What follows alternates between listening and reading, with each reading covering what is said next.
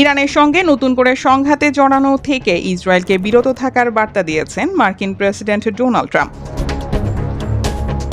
তিনি সরাসরি ইসরায়েলের প্রধানমন্ত্রী বেনিয়ামিন নেতানিয়াহুকে সতর্ক করে বলেছেন, ইরানের বিরুদ্ধে আবার যুদ্ধ শুরু করলে একসময় তাকে একাই লড়তে হতে পারে। সোমবার প্রকাশিত মার্কিন সংবাদ মাধ্যম এক্সিওসকে দেওয়া এক সাক্ষাৎকারে ট্রাম্প জানান, সম্প্রতি নেতানিয়াহুর সঙ্গে আলোচনার সময় তিনি তাকে সতর্ক করেছিলেন। ট্রাম্পের ভাষায়, বিবি, তোমাকে সতর্ক থাকতে হবে, তা না হলে তুমি খুব শিগগিরই একা হয়ে যাবে।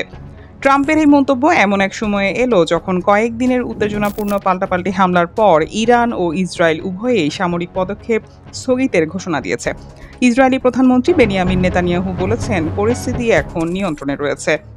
অন্যদিকে তেহরানও আপাতত হামলা বন্ধ রাখার ঘোষণা দিয়েছে। তবে ইরান স্পষ্ট করে জানিয়েছে, ভবিষ্যতে ইসরায়েল যদি আবার ইরান বা লেবাননের উপর হামলা চালায় তাহলে তার উপযুক্ত জবাব দেয়া হবে।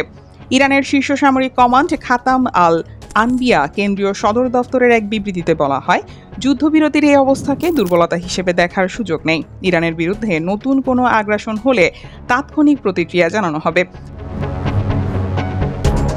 বিশ্লেষকদের মতে, ট্রাম্পের এই প্রকাশ্য সতর্কবার্তা মধ্যপ্রাচ্যের চলমান সংকট নিয়ে ওয়াশিংটনের অবস্থানের একটি গুরুত্বপূর্ণ ইঙ্গিত বহন করছে। বিশেষ করে ইরানকে কেন্দ্র করে নতুন করে বড় ধরনের সংঘাত এড়িয়ে যাওয়ার পক্ষেই যুক্তরাষ্ট্রের রাজনৈতিক মহলের একটি অংশ অবস্থান নিচ্ছে। ডেস্ক নিউজ, অগ্রযাত্রা, প্রতিদিন।